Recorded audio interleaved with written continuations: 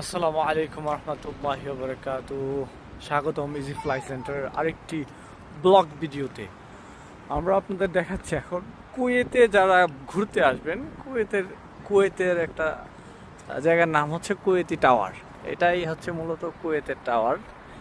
এখানে যারা কুয়েতে ভিজিট করতে আসে সবাই এখানে মূলত আসেই, কোনো না কোনোভাবে এখানে আসেই। সাগর পার, হাঁটাচলা করা যায়, ঘুরতে ভালোই লাগে।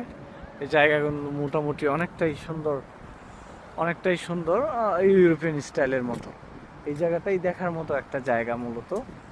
তাছাড়া আর কুয়েতের মধ্যে তো এরকম জায়গা চোখে পড়ে না, কিন্তু এই জায়গাটা না দেখলে আসলে মনে হয় যে কুয়েতে কিছুই দেখা হলো না।